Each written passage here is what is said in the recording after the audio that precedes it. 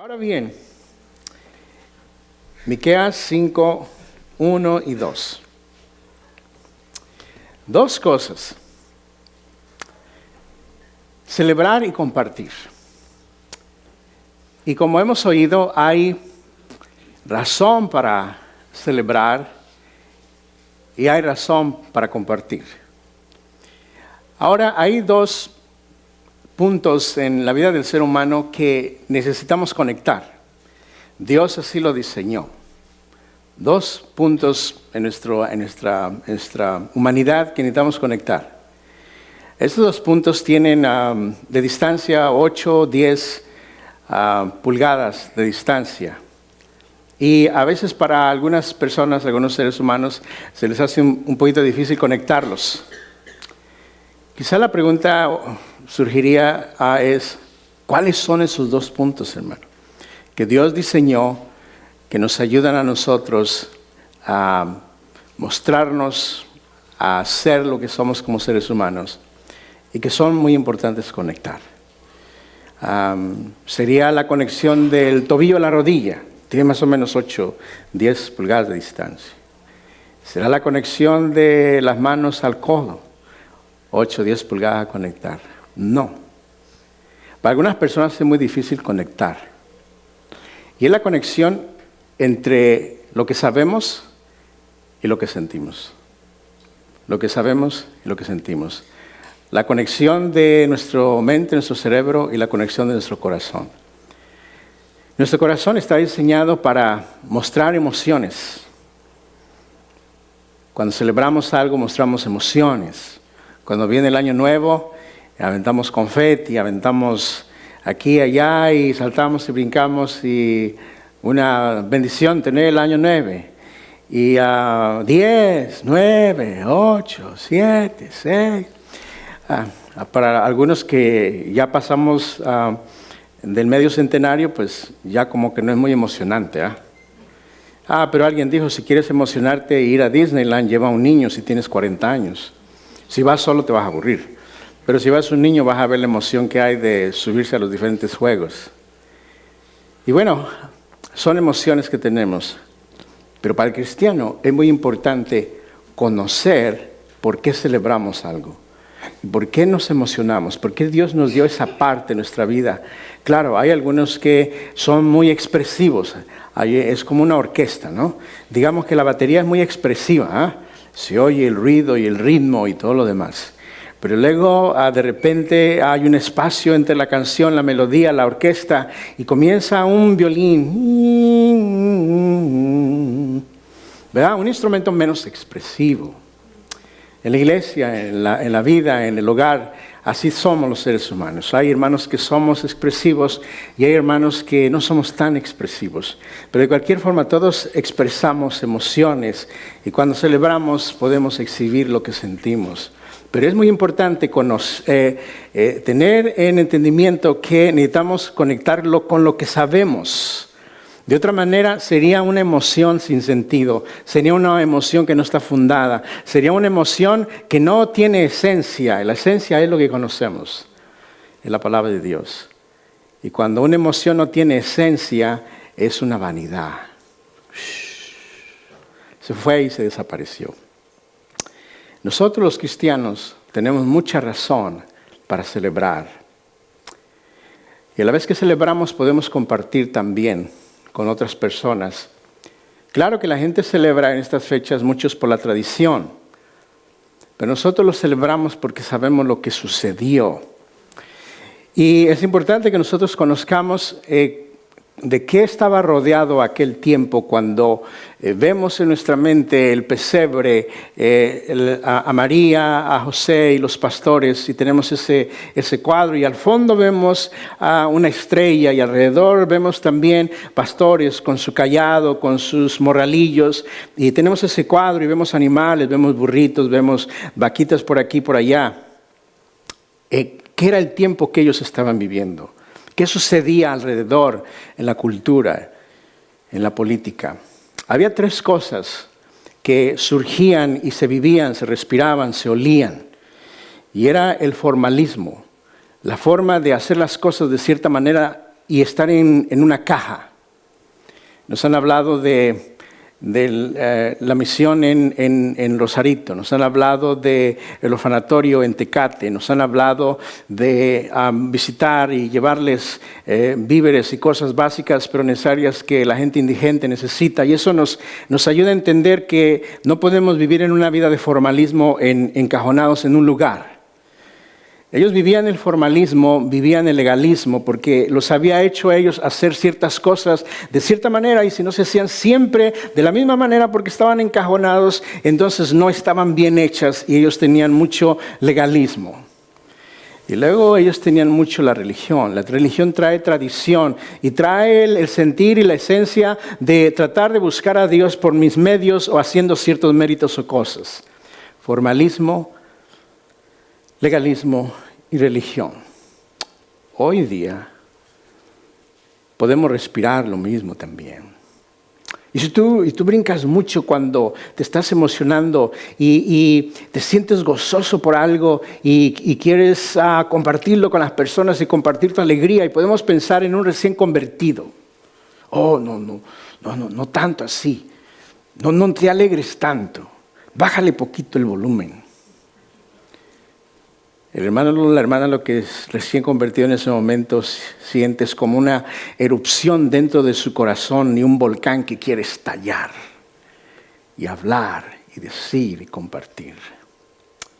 Entonces, ¿por qué en aquel entonces estos pastores que vamos a ver de ellos salen corriendo apresuradamente, dejan su momento de comodidad y van y comparten con otras personas al oír la declaración de los ángeles en los cielos?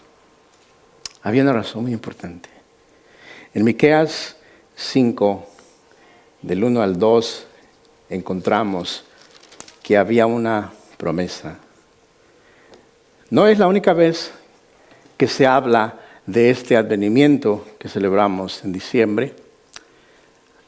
La Escritura en el Nuevo Testamento está llena de los avisos de ese advenimiento. Pero aquí vemos uno porque nos llama la atención que aquí hay una ciudad que también vamos a ver en Lucas capítulo 2 y llevan el mismo nombre.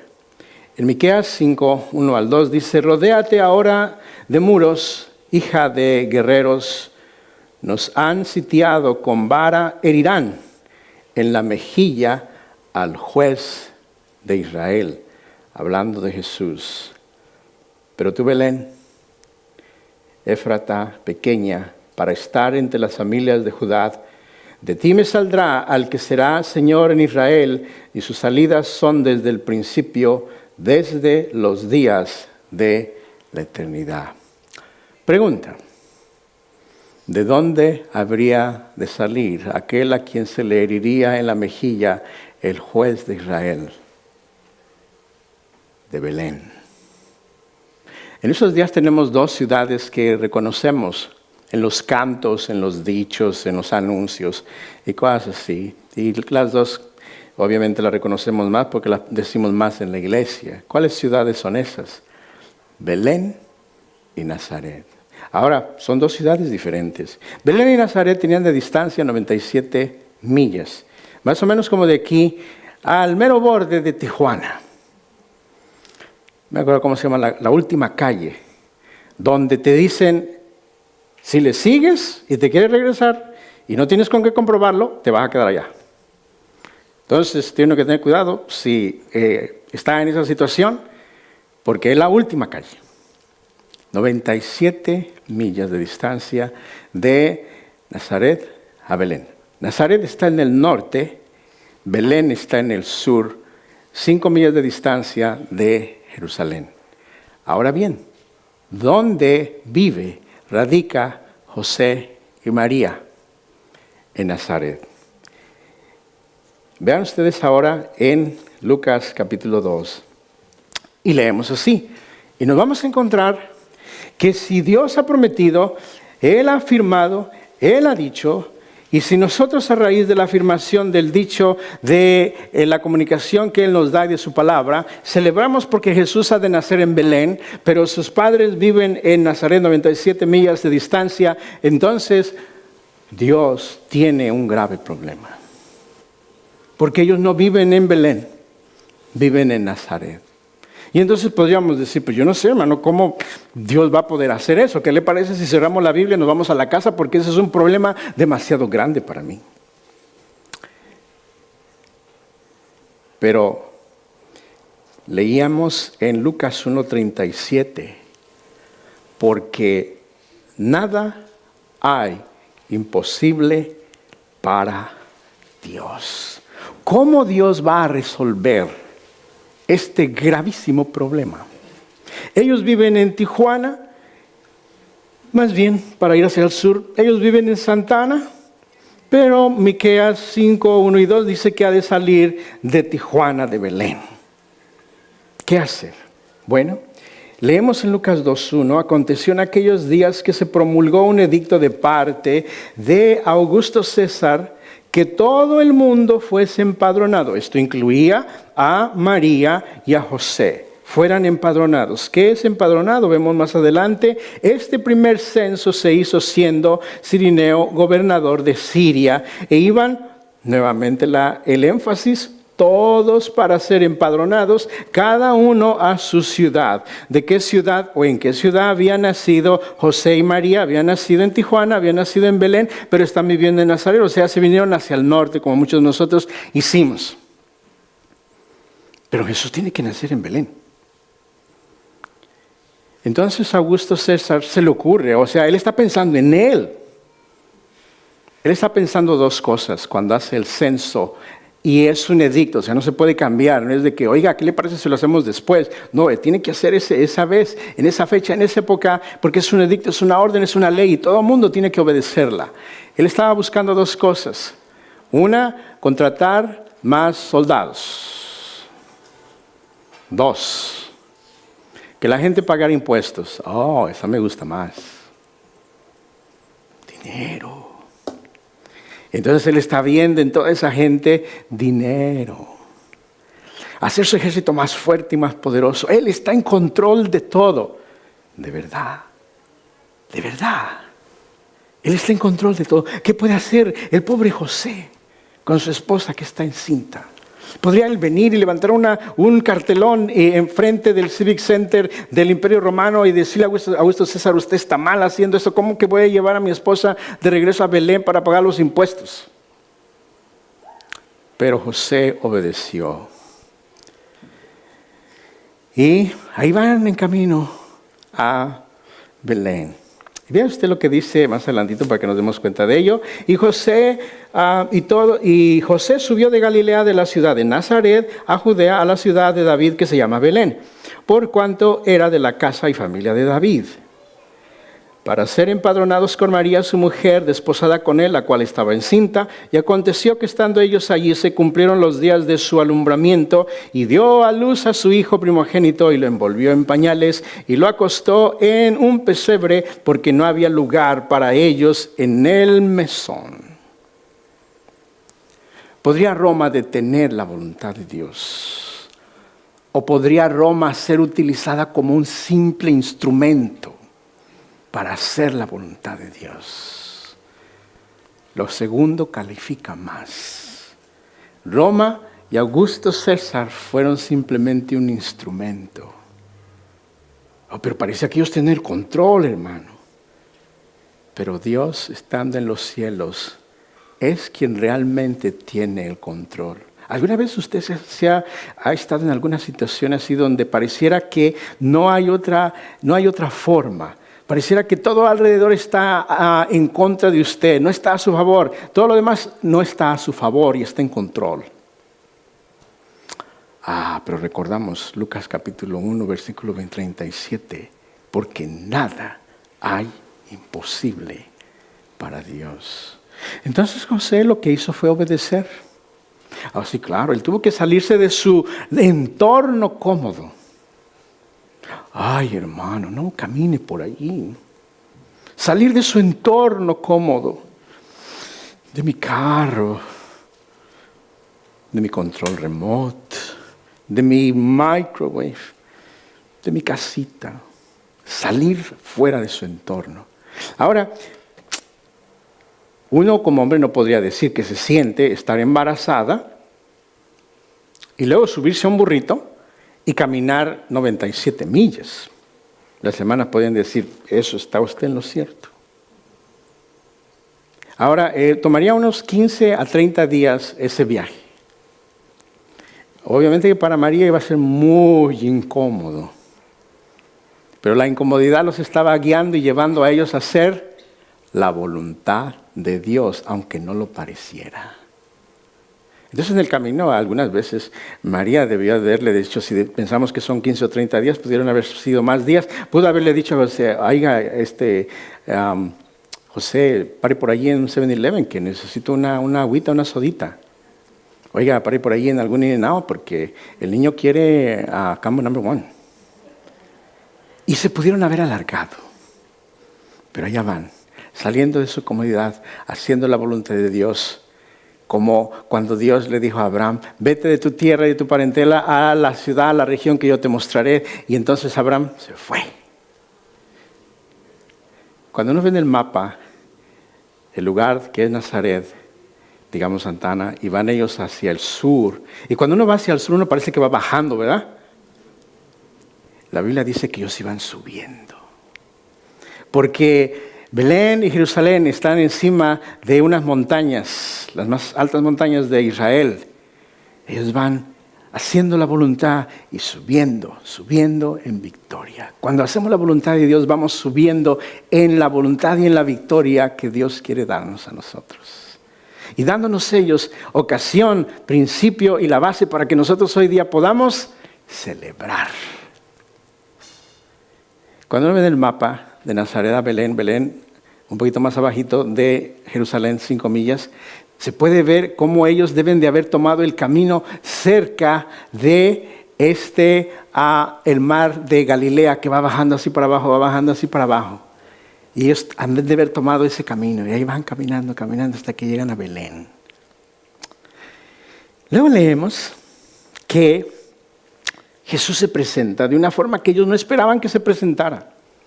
Por eso es que ellos no consideraron realmente como todo un pueblo celebrar, alabar y compartir a Dios viendo aquellos testimonios de los pastores. Porque ellos esperaban que Jesús viniera, se sentara en el trono y gobernara con vara de hierro a Roma y lo destruyera y se sentaran alrededor de él todos los príncipes de Israel y gobernaran el mundo. Y así no sucedió. ¿Cómo es posible que Jesús nació en un pesebre? ¿Qué es un pesebre? Claro, algunas veces lo vemos debajo del árbol de Navidad y lo vemos en una canasta. Y tenemos esa idea de un pesebre. Un pesebre era un bebedero de los animales. El establo no era una hacienda con luces luminosas, con cuartos altos y grandes y bebederos de agua que iba y corría por todos lados. Y tenía bonitos títulos y todo lo demás. El lugar donde Jesús nació era una cueva. Y en la cueva, una perforación hacia adentro, una perforación natural hacia adentro de la roca. Ahí estaba la cueva y ahí la gente ponía sus animales y les daba de pastar. Y en algún lugar de la cueva hicieron ellos una cávida donde estaba el pesebre y ahí venían los animales y bebían de ese pesebre. Allí nació. Allí fue puesto Jesús. Ellos no esperaban que así fuera. ¿Cómo es Dios? Cuando uno espera que suceda algo de cierta manera, pudiera haber en nosotros frustración porque a Dios le plació hacerlo de otra forma. Y eso nos saca de el formalismo, el legalismo y la religión. ¿Verdad que sí? Y nos hace ser más flexibles, más pacientes. Que nos podemos doblar sin quebrarnos, haciéndonos flexibles, pero siendo guiados por la palabra firme de Dios, guiándonos a hacer la voluntad de Dios. Y nos saca del formalismo, el legalismo y la religión. La pregunta sería, ¿podríamos nosotros adoptar aún todo eso? Después de saber todo lo que sabemos, podría suceder. Y no debemos permitir que eso suceda. La palabra de Dios nos ha hecho libres. Entonces, sucede que más adelantito vemos en el versículo 8. Vean ustedes el versículo 8. En este versículo nos dice: había pastores en la misma región que velaban y guardaban las vigilias de la noche sobre su rebaño. ¿Cuáles fueron las primeras personas, además de José y de María? Y antes de eso, en el capítulo 1, veíamos a Elizabeth y veíamos a Zacarías. Pero ahora, esos terceros personajes, ¿quiénes son? Unos pastores. Los pastores estos estaban allí en esa misma región donde estaba María y José, ella dando luz a Jesús. Y estos pastores están allí, en algún lugar más lejano, pero ahí están en esa área. Y ellos estaban ahí velando y guardando las vigilias de la noche, o sea, estaban ahí en la noche. Allí ellos adornados de las estrellas y del silencio y del frío. No tanto frío, pero estaban allá afuera, un poquito más que adentro, están ellos allá afuera y están velando, cuidando las ovejas. Según la historia, se cree que estas ovejas que ellos estaban cuidando son las ovejas que eran usadas para el sacrificio en Jerusalén, en el templo. ¿Qué cosas? Los hombres que Dios escogió a hablarles y llamarles a esta invitación de celebración fueron los hombres que cuidaban, trasquilaban y llevaban a estas pequeñas ovejitas al templo para que fueran sacrificadas, sin saber ellos que estaban a punto de ser invitados a ver el pesebre de Jesús, donde este Jesús en 33 años sería el cordero inmolado que daría su vida por ellos fuera de la ciudad. ¿Qué cuadro Dios pinta? De manera que vemos y podemos pensar cómo Dios escogió a estas personas. Ahora, en Israel la cultura tenía dos posiciones, dos empleos. Eran los empleos menos pagados. Usted no quisiera tener alguno de esos empleos. Por lo menos hoy día la gente está buscando los empleos mejor pagados. Había dos empleos muy, muy mal pagados. Los peorcitos. Uno era la persona, el sirviente, que le lavaba los pies a las personas que venían a la casa. Él salía corriendo con su cubeta, su toallita, y se inclinaba en el suelo y le comenzaba a lavar los pies a las personas que venían de viaje. Tenían lodito en los pies, tenían sudorcito en los pies, y él le lavaba los pies. Por eso era uno de los trabajos menos pagados. Y luego había otra persona, eran los pastores. No, el Señor Jesús no invitó, su Padre Celestial no invitó a los reyes, no invitó a Augusto César, invitó a los más humildes, los que cuidaban las ovejas. Y podemos recordar el Salmo 23, cómo Dios se alinea con ese equipo de personas. Jehová es mi pastor, nada me faltará. En lugares de delicados pastos me hará descansar. Junto a aguas de reposo me pastoreará. Confortará mi alma, me guiará por sendas de justicia, por amor de su nombre. Aunque ande en valle de sombra de muerte, no temeré mal alguno, porque tú estarás conmigo. Tu vara, tu cayado me infundirán aliento. Aderezas, pones mesa delante de mí en presencia de mis angustiadores. Los pastores. Y luego dice en el versículo 9, y aquí se les presentó un ángel. Usted imagina el cuadro. Están allí las ovejitas, por aquí, por allá. Y por allá se fue una, por allá corrió otra. Y ellos están allí bajo la cobija de las estrellas, ahí en la noche. Y de repente se aparece un ángel. Hacía años que no veían un ángel. La profecía de que Jesús nacería en Belén, en Miqueas, tiene más o menos alrededor de 650 años. Y 400 años del último libro de la Biblia, que es Malaquías, a Mateo, que Dios no había hablado por un profeta. Y se aparece de repente un ángel. Y las primeras personas a quien se les aparece son a los más humildes de la sociedad, a los pastores.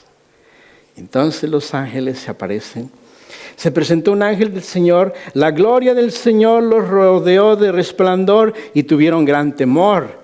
Pero el ángel les dijo, no temáis, porque he aquí os doy nuevas de gran gozo, que será para todo el pueblo, que os ha nacido hoy en la ciudad de David un Salvador, que es Cristo el Señor. Ellos lo habían estado esperando por años, más o menos como unos 4,000 años. Cada familia esperaba que de ellos naciera este Salvador, este Cristo el Mesías. La vara de Israel que traerá justicia. La vara de Israel que traerá justicia. Cuando los romanos tomaron, como quien dice, el control de la vara de justicia de su gobierno, ellos se entristecieron porque no apareció Jesús, la vara de justicia. Y entonces los pastores miran este ángel. Ellos tienen miedo, pero el ángel les da las nuevas de gran gozo.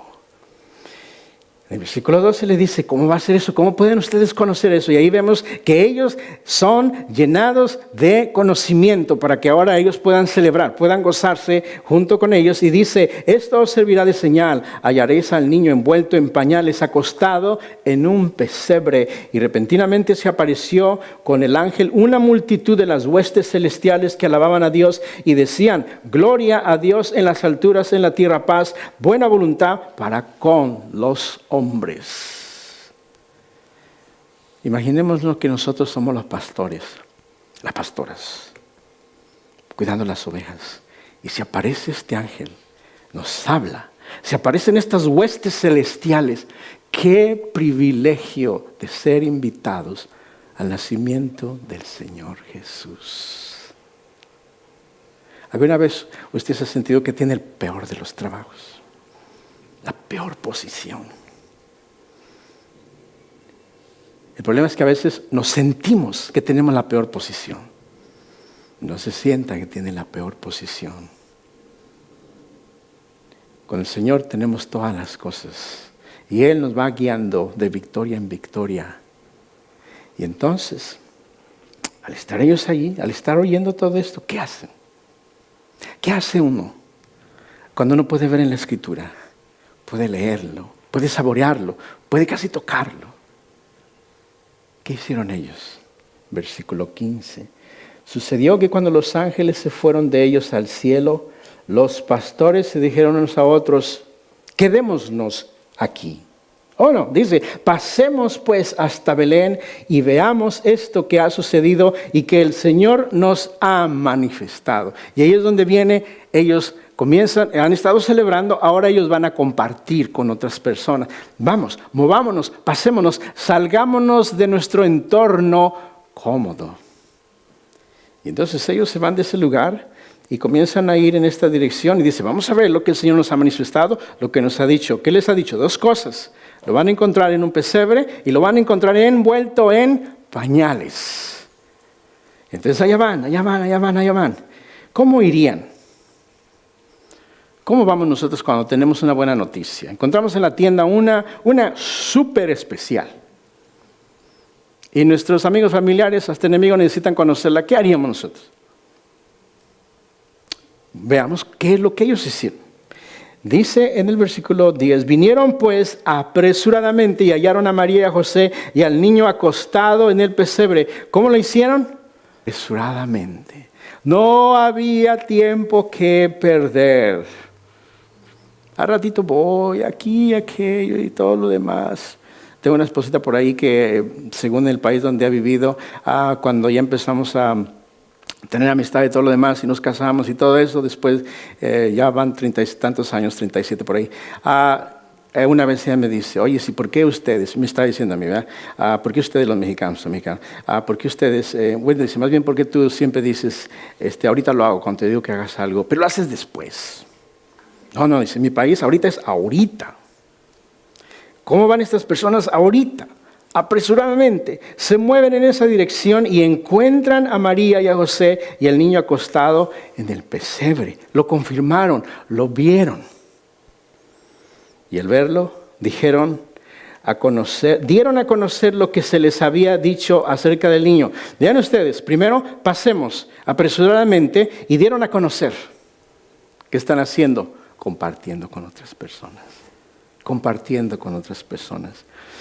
Y luego dice, y todos los que oyeron se maravillaron de lo que los pastores les decían, pero María guardaba todas estas cosas meditándolas en su corazón.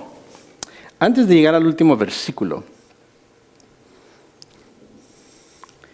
hoy día hay oposición a lo que celebramos.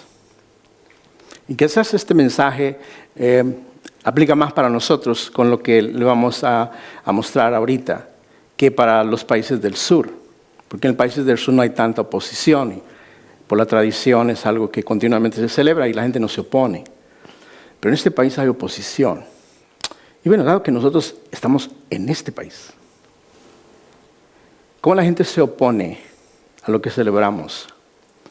La gente hoy día no quiere oír la palabra Merry Christmas, que sería en nuestra traducción feliz Navidad. Ahora, Navidad es natividad de alguien, ¿eh? Pero en este país la palabra Merry Christmas tiene mucho que ver en recordatorio a Cristo. Christmas, Christ. La gente dice, no hay que llamarle así. Hay que llamarle fiestas de invierno. Estamos celebrando las fiestas de invierno. Mucha gente se opone a que algunas de las compañías más populares de Estados Unidos que venden café hagan sus tazas de colores verdes o rojos. Oh, no. No hagan eso. Porque ustedes se están alineando con los cristianos. Entonces la gente hace protestas en las redes sociales, en el periódico y todo lo demás. La gente se opone. El oír Cristo les causa como cuando uno echa gasolina en un montón de escombros. Se enciende la contención y la hostilidad de parte de la gente. En algunos lugares ya la gente tiene cierto resentimiento cuando oye las oraciones cristianas en público.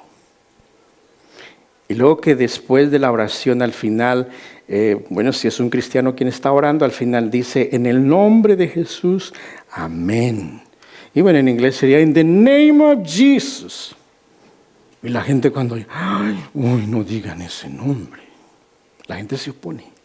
Al grado que hay legisladores, los que hacen las leyes, proponen las leyes, que cuando se va a orar en público, en las escuelas, en los auditorios, cuando el presidente está haciendo su juramentación, cuando es iniciado como presidente, y le ponen un libro así, y luego él pone la mano encima. ¿Sabe lo que es ese libro? Es la Biblia.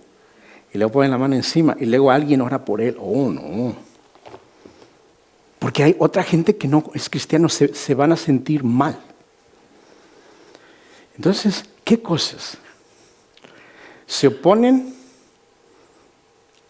a la razón por la cual los colonos vinieron buscando libertad de expresión en 1620 en este país. Se oponen a lo que los colonos vinieron a buscar la libertad de expresión en ese entonces y vinieron a este país. Se oponen a eso mismo. ¡Qué contradicción! En noviembre 11 de 1620 vino un barco que se llamaba Mayflower desde Inglaterra. ¿Ellos a qué venían a buscar? En el lugar donde ellos vivían había opresión de su expresión de religión, que era comúnmente la religión cristiana. Entonces ellos dijeron, bueno, como ya se ha descubierto este nuevo continente, ¿qué les parece si nos juntamos y nos vamos para allá? Y allá comenzamos a hacer nuestras propias viviendas y comenzaron en el invierno, un tiempo muy difícil para ellos. Los apaches, los indios de aquel entonces les enseñaron muchas cosas, a cocinar, a sembrar y todo lo demás. Después vinieron otras cosas, pero ellos llegaron y comenzaron a hacer. ¿Cuál era su interés? ¿Por qué ellos dejaron su lugar donde ellos vivían, sus países? Buscando la libertad de expresión para que no fueran oprimidos. Es lo que vemos hoy que se está haciendo. Y vea usted lo que dice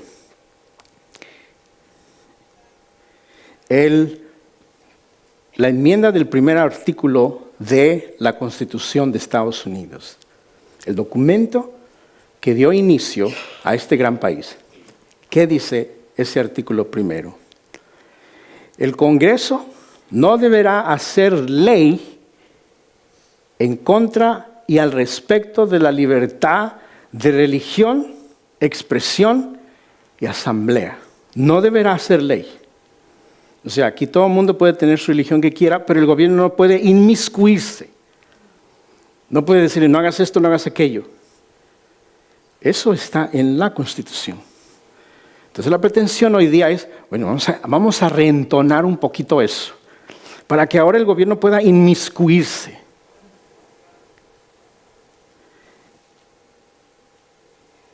Y algunas veces oímos, tenemos diferentes familias cristianas. Esta no es la única familia cristiana en esta ciudad, y qué bueno, que no podríamos, con toda la necesidad que hay alrededor, hay otras familias cristianas.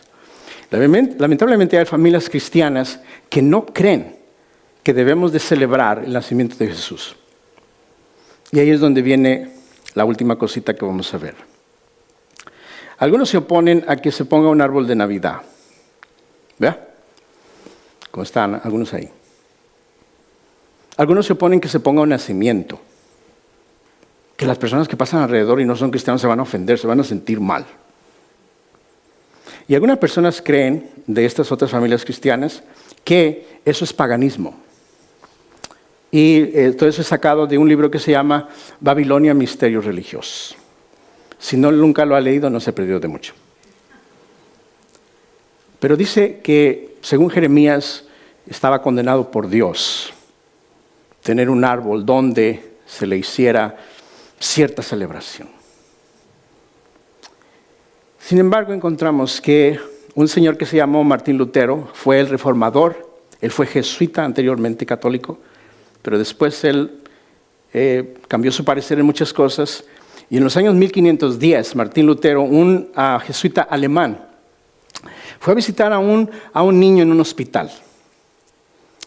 Y cuando llegó al hospital estaba ahí el niño moribundo. Y en esos lugares hace mucho frío y hay muchos de esos árboles que son pinos. Y el niño tenía un deseo. El deseo del niño era ver uno de esos árboles. En el lugar donde estaba no los podía ver. Él quería ver los árboles y quería ver las estrellas. Quería verlo de afuera. Entonces Martín Lutero pensó, bueno, vamos a traer un árbol adentro. Entonces trajeron el árbol, trajeron las estrellas en forma de velas encendidas. Y así comenzó la celebración y la gente empezó a adoptarlo como una celebración de adorno para poner en sus casas.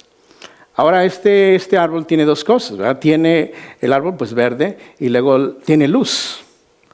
Y la idea de Martín Lutero era mostrarle al pequeño esperanza. Si el niño ya no salía de ahí, esperanza después de la muerte y la luz que nos guía de esta vida a la próxima vida. Era la intención de Martín Lutero. Y para él lo que quería decir eso y se lo trajo al niño. Y claro, para el niño le dio mucho gusto y le dio esperanza y de ahí comenzaron entonces ellos a celebrarlo. Entonces no es algo que se propuso, que se hizo como paganismo anterior a esa fecha, sino en esa fecha en adelante es donde se inició a hacer eso. Así es que, hermano, yo creo que nosotros como cristianos podemos celebrar y podemos compartir a otras personas y a usar este tiempo. Y si usted quiere poner el árbol más alto, si la ciudad se lo permite, ponerlo en su yarda, pues póngalo.